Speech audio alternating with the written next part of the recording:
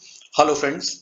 जैसा कि आप सब देख रहे हैं, आज हम कार्बोक्सिलिक एसिड डेरिवेटिव्स के बारे में जो पढ़ रहे थे उसको थोड़ा सा आगे बढ़ाएंगे। आज हम कौन कौन से टॉपिक कवर करने वाले हैं। Reactivity comparison, carboxylic acid derivatives का रिएक्टिविटी को कंपेयर करेंगे। उसके बाद हम उसके फिजिकल प्रॉपर्टीज के बारे में बात करेंगे, उनको कंपेयर करेंगे।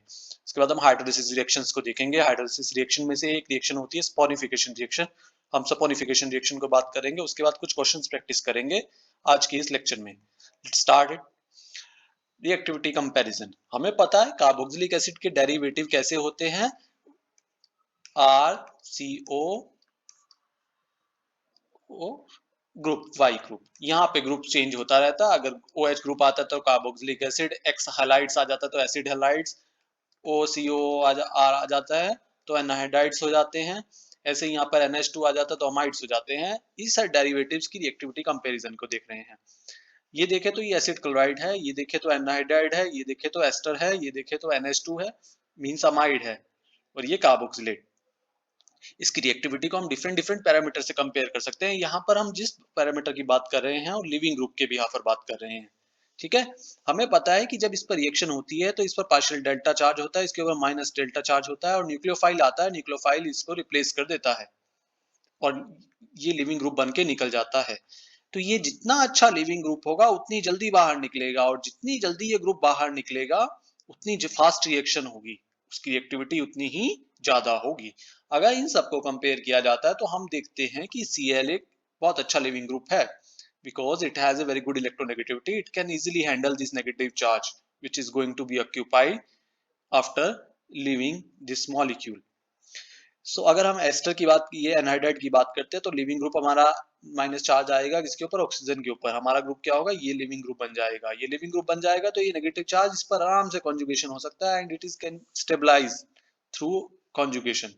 सो ये भी एक अच्छा लिविंग ग्रुप है, but Cl is better leaving group as compare to this group. And there after if you will see O R group भी लिविंग ग्रुप हो सकता है। O R group leaving group होगा तो ऑक्सीजन अपनी electronegativity की वजह से इस नेगेटिव को संभाल के रख लेगा। वो बात अलग है कि इस नेगेटिविटी फैक्टर को कम करने के लिए एक डोनेटिंग ग्रुप लगा हुआ है। We know R is an electron donating group, तो जो इसकी लिविंग ग्रुप पावर को कम करेगा, क्योंकि ये आर इस नेगेटिव चार्ज को डिस्टेबलाइज कर रहा है। आगे चलते हैं नाइट्रोजन के ऊपर। NH2, NH2 भी एक इलेक्ट्रॉन नेगेटिव एटम है, ये भी नेगेटिव चार्ज को बियर कर सकता है। ठीक है। इस तरीके हमने देखा कि डिफरेंट डिफरेंट लिविंग ग्रुप्स बनते हैं डिफरेंट डिफरेंट एसिड डेरिवेटिव्स में। तो जितना अच्छा लिविंग ग्रुप होगा रिएक्शन उतनी ही फास्ट होगी और वो उतना ही रिएक्टिव होगा। हमने देखा कि सबसे अच्छा लिविंग ग्रुप कौन है, Cl। Reaction will be fast and it is most reactive. Reaction is fast means it is reactive, so it is most reactive. Acid chlorides are most reactive. Then thereafter anhydrides used to come. उसके बाद ester आते हैं, उसके बाद amides आते हैं, उसके बाद कार्बोक्सिलेट आते हैं। अगर हम एक बार पैटर्न देखें तो हमने क्या पैटर्न देखा, एसिड क्लोराइड्स हमारे सबसे ज्यादा क्या होते हैं, सबसे ज्यादा गुड लिविंग ग्रुप होने की वजह से सबसे ज्यादा रिएक्टिव होते हैं। एसिड क्लोराइड के बाद कौन आता है, एनहाइड्राइड्स आते हैं। एनहाइड्राइड के बाद कौन आता है, एस्टर आते हैं। एस्टर के बाद अमाइड्स आते हैं। अमाइड्स के बाद कार्बोक्सिलेट आता है। आप ध्यान से देखिए, क्या कार्बोक्सिलेट आयन निकल सकता है? अगर ये निकलेगा तो क्या निकलेगा, O पे 2 नेगेटिव आ जाएगा। O पे 2 नेगेटिव कितना अनस्टेबल होगा, क्या ये नेगेटिव दो नेगेटिव संभाल सकता है oxygen? It's very much unstable, so that's why it is very less reactive towards nucleophilic substitution reaction. अगर हम बात करते हैं इसी के बिहाफ पर बेसिसिटी को देखना चाहें तो हम एक पैरामीटर समझ सकते हैं।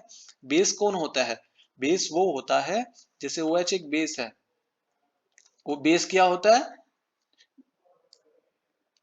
जो नेगेटिव चार्ज को अपने पास लेके बैठ जाता है और किसकी तरफ जाता है, ये पॉजिटिव की तरफ अटैक करता है। जैसे H प्लस को पकड़ लेता है ना, OH H प्लस को पकड़ के क्या बनाता है, H2O। तो हमने देखा कि OH H प्लस को मिलके H2O बना देता है। तो बेस क्या करते हैं, बेस प्लस की तरफ जाते हैं। Base attracts positive ions toward itself, है ना। तो जितना अच्छा बेस होगा उतनी जल्दी पॉजिटिव को पकड़ेगा, and it will prefer not to stay alone. ये अकेला नहीं रहना चाहेगा, ये पकड़ना चाहेगा। जितना अच्छा बेस होगा उतनी जल्दी पकड़ेगा, है ना। अब यहाँ देखें O2 माइनस क्या है, ये यहीं रहना चाहता है, पकड़ के रहना चाहता है, ये बाहर निकलना नहीं चाहता। It is a very much strong base, so it is a very strong base, it doesn't want to stay like this. ये बाहर नहीं आना चाहता क्योंकि ये लगा रहना चाहता है प्लस वाले के साथ। तो ये स्ट्रॉन्ग बेस है। अगर Cl की बात करते हैं तो Cl नेगेटिव चार्ज लेके बैठ जाता है आराम से। It doesn't need to go towards H plus as fast as OH minus wants। तो ये जल्दी से OH बहुत जल्दी H plus को पकड़ लेता है, लेकिन Cl बहुत जल्दी H plus को पकड़ने के लिए नहीं भाग रहा है, क्योंकि ये अपने ऐसे ही रह सकता है। तो ये बेस वीक बेस हुआ ना, this is a weak base, less basic. Okay, इस तरीके हमने देखा कि जो लिविंग ग्रुप अच्छा लिविंग ग्रुप है वो नेगेटिव को लेके बैठ सकता है, वो H प्लस की तरफ कम भागेगा, तो वो पुअर बेस होगा। और जो वीकेस्ट लिविंग ग्रुप है, जो कम से कम लिविंग ग्रुप अच्छा नहीं है, वो वहीं रहना चाहेगा प्लस के साथ में, तो because it is more basic in nature. Now we will move towards physical properties. Physical properties of acid derivatives. Let us compare boiling point of all these derivatives. If you will have a look on here, this is alkane. हमें पता है alkene के अंदर dipole नहीं बनता, सारे carbon है, सबकी इलेक्ट्रोनेगेटिविटी एक जैसी है, तो डायपल ही नहीं बनेगा। डायपल नहीं बनेगा, जब प्लस और माइनस नहीं बनेंगे तो इनके बीच में इंटरेक्शन नहीं होगी, एक दूसरे मॉलिक्यूल के बीच में डायपल इंटरेक्शन नहीं होगी। जब डायपल इंटरेक्शन नहीं होगी तो उनका बॉइलिंग पॉइंट कम हो जाता है बहुत। देखिए 0 डिग्री हो गया। और अगर हम बात करते हैं एस्टर्स की, तो यहाँ देखें तो कार्बन के ऊपर प्लस चार्ज होता है पार्शियल, ऑक्सीजन के ऊपर माइनस चार्ज होता है। यहाँ पे डायपल बन रहा है, ये डायपल बन रहा है, और यहाँ पे थोड़ी सी कंजुगेशन भी है।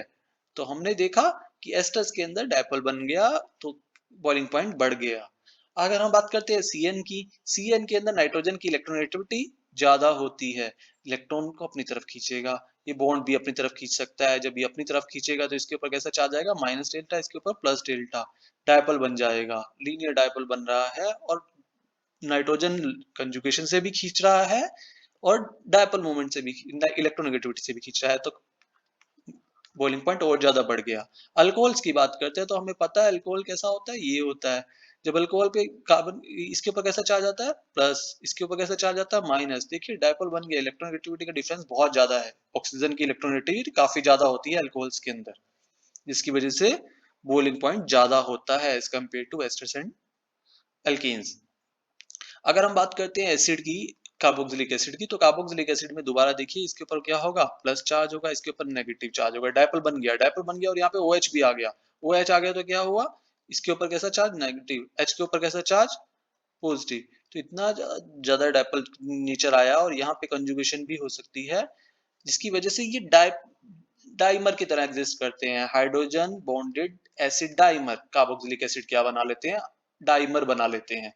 डाइमर कैसे बनता है, एक मॉलिक्यूल जो होता है RCOOH, ये दूसरे मॉलिक्यूल के साथ RCOH के साथ डाइमर बना लेता है, और डाइमर के अंदर अगर आप ध्यान से देखेंगे तो क्या है, H और OH के बीच में हाइड्रोजन बॉन्डिंग, यहाँ पे भी H और OH के बीच में हाइड्रोजन बॉन्डिंग, इतना अच्छे से हाइड्रोजन बॉन्ड कर देते हैं एक दूसरे के साथ कि इसका बॉइलिंग पॉइंट और ज्यादा इंक्रीज हो जाता है। अब हम बात करते हैं अमाइड्स की। अमाइड्स को देखकर ध्यान से देखें तो RCONH होता है, नाइट्रोजन के पास लोन पेयर होता है, it easily available for conjugation. अगर कंजुगेशन होगी तो ये डबल बॉन्ड यहाँ शिफ्ट हो जाएगा, ये डबल बॉन्ड आगे शिफ्ट हो जाएगा, ऑक्सीजन पर नेगेटिव, नाइट्रोजन पर पॉजिटिव चार्ज आ जाएगा। अब देखें ये पॉजिटिव और ये नेगेटिव है, अगर यहाँ पर ये अमाइड, प्राइमरी अमाइड होता तो यहाँ पर देखिए HH होते, तो ये जो डायपोलिक फॉर्म बना है RCO minus double bond N plus, दो अगर H लगे होते तो ये H को दूसरा O माइनस दूसरे मॉलिक्यूल का अट्रैक्ट कर सकता था, और यहाँ पे क्या बन जाता, हाइड्रोजन बॉन्डिंग। इसी तरह ये N के ऊपर प्लस चार्ज है, ये दूसरे मॉलिक्यूल के हाइड्रोजन को अट्रैक्ट कर सकता है, तो ये H जो है दूसरे मॉलिक्यूल के ऑक्सीजन से अट्रैक्ट हो सकता है, यहाँ पे भी हाइड्रोजन बॉन्डिंग। तो हमने देखा एक ही मॉलिक्यूल इतने अच्छे अच्छे से डायपोल बना रहा है और हाइड्रोजन बॉन्डिंग कर रहा है, जिसकी वजह से इसका बॉइलिंग पॉइंट और ज्यादा हो गया। रीजन क्या है, strong hydrogen bonding in amides. What is the reason for carboxylic acid high boiling point, dimer formation through due to hydrogen bonding. Okay, so this was a comparison of boiling point. It was a physical property. Now we are moving ahead for the hydrolysis reaction. Hydrolysis reaction of acid derivatives एक बहुत आसान अच्छी चीज होती है कि किसी भी एसिड डेरिवेटिव को अगर आप हाइड्रोलाइसिस करते हो तो हमें क्या मिलता है, हमें कार्बोक्सिलिक एसिड मिलता है। किसी भी एसिड डेरिवेटिव को अगर हम हाइड्रोलिसिस करेंगे तो हमें कार्बोक्सिलिक एसिड मिलता है। इसी वजह से इन सब डेरिवेटिव्स को एसिड डेरिवेटिव्स बोलते हैं। क्यों? क्योंकि इन सब डेरिवेटिव्स का हाइड्रोलिसिस करने से हमें कार्बोक्सिलिक एसिड मिलता है। Let us see read this statement. Hydrolysis reaction is the reason that all these compounds are considered as acid derivatives. इन सबको एसिड डेरिवेटिव बुलाया क्यों जाता है? इसलिए बुलाया जाता है क्योंकि on hydrolysis they all give acids. Okay, let us see. These hydrolysis can be performed under acidic as well as basic condition. हम हाइड्रोलिसिस को बेसिक और एसिडिक दोनों कंडीशन में कर सकते हैं। देखते हैं शॉर्ट में। देखिए ये क्या है? Acid halide. वाटर आया, जब वाटर आएगा हाइड्रोलिसिस करेगा, ये बॉन्ड यहाँ पे अटैक मारेगा क्योंकि इसके पार्शियल पॉजिटिव था। जब ये आगे शिफ्ट हो जाएगा कुछ देर के बाद ये वापस आएगा and Cl will be a leaving group. तो हमें क्या मिलेगा? Carboxylic acid. अगर हम एस्टर लेते हैं, एस्टर पे बेस अटैक की प्रेजेंस में रिएक्शन हो रही है तो ये भी OH यहाँ अटैक मारेगा, ये बॉन्ड आगे शिफ्ट होगा, ये कुछ देर में वापस आएगा and OR will be a leaving group. What we are going to get? RCOOH, again carboxylic acid. अगर हम अमाइड्स ले रहे हैं, उसके बेस की प्रेजेंस में हाइड्रोलिसिस करवा रहे हैं तो हमें पता है ये OH यहाँ से यहाँ अटैक मारेगा, ये बॉन्ड आगे शिफ्ट हो जाएगा, कुछ देर बाद ये वापस आएगा और ये लिविंग ग्रुप बन जाएगा। हमें क्या मिलेगा? RCOOH। तो हमने देखा कि अगर नाइट्राइल की बात करते हैं तो H+ की प्रेजेंस में ये OH अटैक करता है यहाँ पर, ये बॉन्ड आगे शिफ्ट होता है जिससे RCOH डबल बॉन्ड N, इसका हाइड्रोलिसिस दोबारा हो जाता है और हमें क्या मिलता है? RC double bond OH, carboxylic acid. तो all these acid derivatives are giving us carboxylic acids on hydrolysis. That's the reason we call them acid derivatives, because all these have give acids. Hydrolysis की बात करते हैं separately, acid chlorides का hydrolysis करते हैं। अगर हम एसिड क्लोराइड के OH वाटर डाला तो हमें पता है ये यहाँ जाएगा, आगे शिफ्ट हो जाएगा, नेक्स्ट में Cl will be a living group and will come out from this molecule following a simple pattern. Okay, all these patterns are same and we are getting carboxylic acid. अगर हम बात करते हैं asters की, asters का भी hydrolysis दो condition में किया जा सकता है, H+ में भी किया जा सकता है और OH- में, मींस एसिडिक कंडीशन में भी किया जा सकता है और बेसिक कंडीशन में भी किया जा सकता है।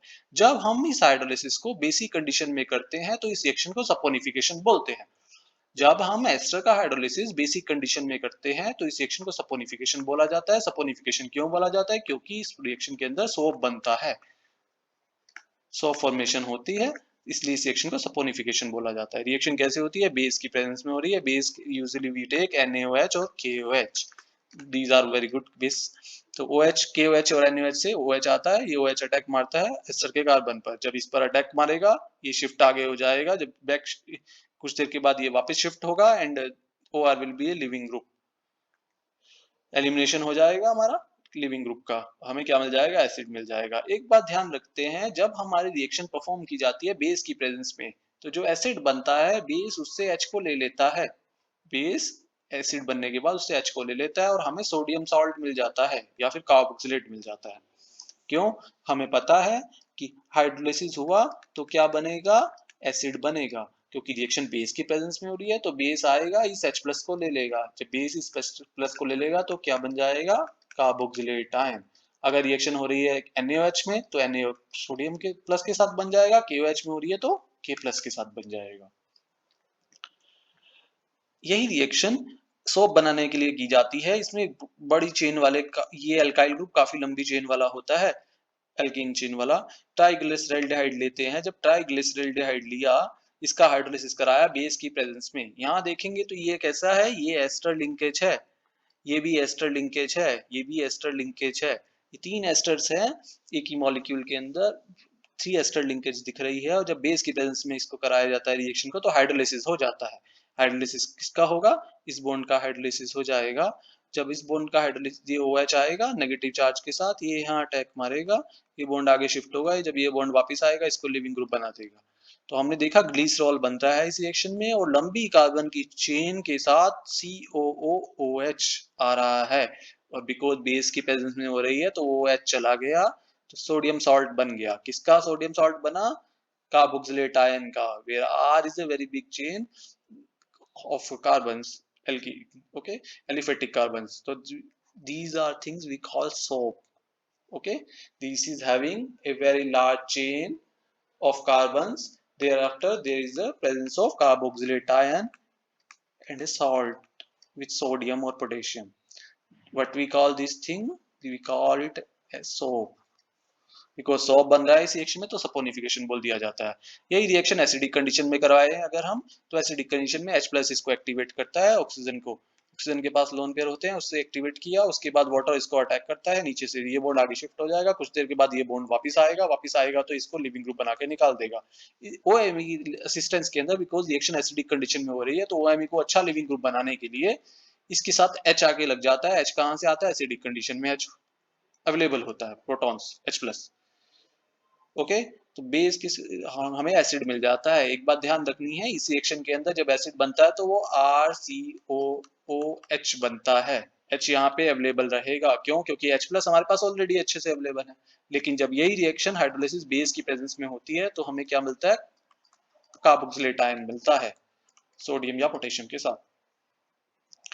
आगे चलते हैं, हाइड्रोलिसिस कराते हैं किसका, अमाइड्स का। हाइड्रोलिसिस अमाइड का भी जस्ट लाइक बिफोर एसिडिक और बेसिक दोनों कंडीशन में किया जा सकता है। और हमें पता है सारे के सारे एसिड डेरिवेटिव हाइड्रोलिसिस होके क्या देते हैं, कार्बोक्सिलेट देते हैं या कार्बोक्सिलिक एसिड देते हैं। बेसिक हाइड्रोलिसिस अगर हम करवा रहे हैं तो हमें पता है बेस ये OH मारेगा, यहाँ अटैक, ये आगे शिफ्ट हो जाएगा, ये कुछ देर बाद वापस आएगा और किसको, इसको लिविंग ग्रुप बना के निकाल देगा। This will be a leaving group and will come out.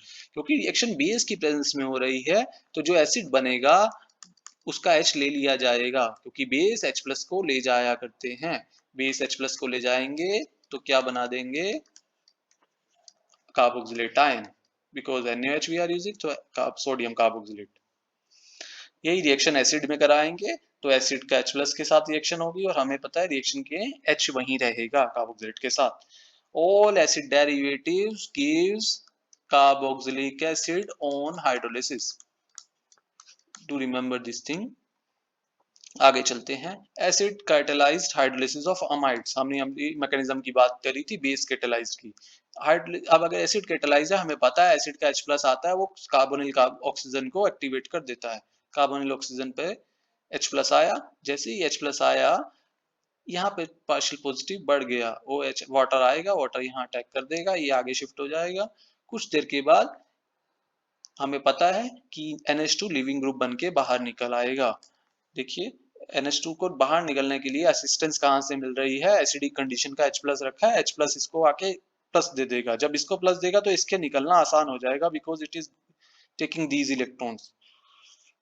Nitrogen का निकलना आसान हो जाएगा अगर उसके ऊपर प्लस चार्ज है। क्यों? क्योंकि प्लस चार्ज इस बॉन्ड पेयर को अपनी तरफ खींचेगा, जैसे ही बॉन्ड पेयर को खींचेगा बॉन्ड ब्रेक हो जाएगा, बॉन्ड ब्रेक हो जाएगा तो ये निकल जाएगा बाहर। ओके, आगे चलते हैं, base catalysed hydrolysis of amides. Amides की बात कर रहे हैं, बेस कैटेलाइज की। हमें पता है बेस OH आएगा, अटैक करेगा, ये बॉन्ड आगे शिफ्ट हो जाएगा, बॉन्ड आगे शिफ्ट हो गया। अब कुछ देर के बाद ये बॉन्ड वापस आएगा और एलिमिनेशन हो जाएगा किसका, NH2 का। NH2 का एलिमिनेशन क्यों? Because it is a fine leaving group.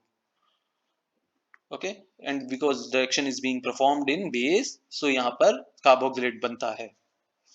Hydrolysis की बात करते हैं नाइट्राइल्स के। ये बोलते हैं नाइट्राइल्स को क्यों एसिड डेरिवेटिव बोला जाता है, क्योंकि ये एसिड जैसा तो कहीं से नजर नहीं आता, इसको एसिडिक क्योंकि इसका हाइड्रोलिसिस कराने से हमें कार्बोक्सिलिक एसिड मिलता है, इसीलिए इसको एसिड डेरिवेटिव बोला जाता है। लेट अस सी, इसका हाइड्रोलिसिस बेसिक में भी करा सकते हैं, एसिडिक में भी करा सकते हैं, जैसा हमने पिछले केसेस में देखा।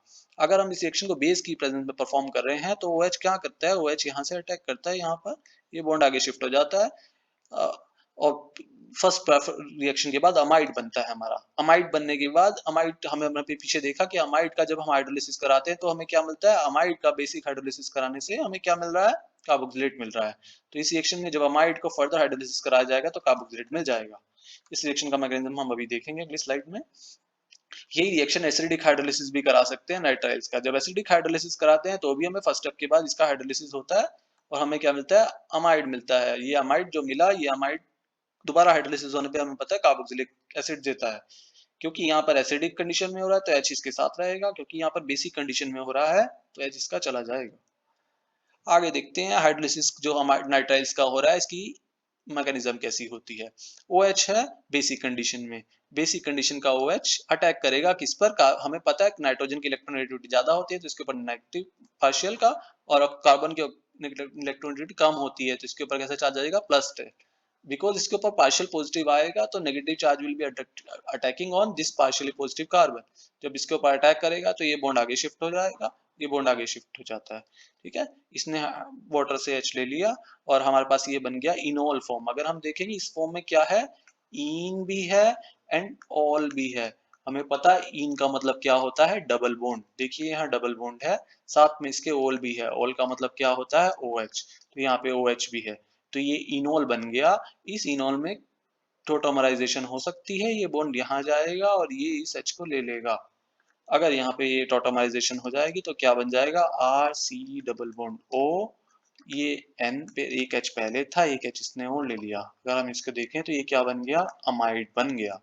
यही हमने कहा कि नाइट्राइल्स हमें पहले अमाइड देते हैं और जो अमाइड बना ये फर्दर हाइड्रोलिसिस ये होता है और हमें क्या मिल जाता है, अमाइड जो बना ये फर्दर हाइड्रोलिसिस होकर हमें क्या देता है, कार्बोक्सिलिक एसिड। ये हम जानते हैं, हमने पीछे देखा है। अगर हम इस कुछ रिएक्शंस की बात करें on the behalf of all these discussion we had so far कि ये प्रोडक्ट कैसे बनाया जा सकता है, what is the product would be formed on acidic hydrolysis. हम क्या कर रहे हैं, H प्लस की प्रेजेंस में इसको हाइड्रोलिसिस कर रहे हैं। हाइड्रोलिसिस मींस वाटर की प्रेजेंस में ब्रेक कर देना। हमें पता है H प्लस क्या करेगा, यहाँ पर इसके ऊपर पार्शियल नेगेटिव, इसके ऊपर पार्शियल पॉजिटिव, ये वाटर का OH आएगा, यहाँ से यहाँ अटैक करेगा, ये बॉन्ड आगे शिफ्ट हो जाएगा, कुछ देर बाद ये आएगा, इसको बाहर निकाल देंगे एसिड के असिस्टेंस से। क्या बन जाएगा हमारे पास, ये बेंजीन रिंग CO, एसिडिक में हो रहा है तो H यहीं रहेगा। लिविंग ग्रुप क्या बनेगा, OCH2CH3 माइनस। जब इस पे माइनस आएगा इसको असिस्टेंट मिल जाएगी एसिडिक वाटर एसिडिक की, तो ये बन गया हमारा अल्कोहल, ये बन गया एसिड। इसकी बात करते हैं H प्लस एंड H2O। हमें पता है ऑक्सीजन के पास दो लोन पेयर होते हैं, ये दो लोन पेयर यहाँ अटैक करते हैं, ये यहाँ से आगे शिफ्ट हो जाएगा। जब ये वापस आएगा तो लिविंग ग्रुप क्या बन जाएगा, OMe। हमारे पास क्या प्रोडक्ट बनेंगे, प्रोडक्ट बनेंगे कुछ ऐसे COOH प्लस OCH3 एंड यहाँ पे एक H आ जाएगा। इसकी बात करते हैं, this is lactone. Okay, cyclic ester. Cyclic ester जब हम इसको H प्लस और H2O लेंगे, वाटर हाइड्रोलिसिस करेंगे तो H प्लस इसको एक्टिवेट करेगा, ये OH यहाँ से अटैक मारेगा यहाँ पर, ये बॉन्ड यहाँ शिफ्ट होगा। जब ये वापस आएगा तो इसको ये लिविंग ग्रुप बना के बाहर निकाल देगा। ठीक है, सब बनेगा, CO वहीं रहेगा, यहाँ पे क्या आ जाएगा, OH, यहाँ पे एक कार्बन, यहाँ पे दूसरा कार्बन, यहाँ तीसरा कार्बन, यहाँ पे चौथा कार्बन, यहाँ पे OH। ये हमारा कंपाउंड बन जाएगा। This is some practice problem based on the discussion we had. Thank you.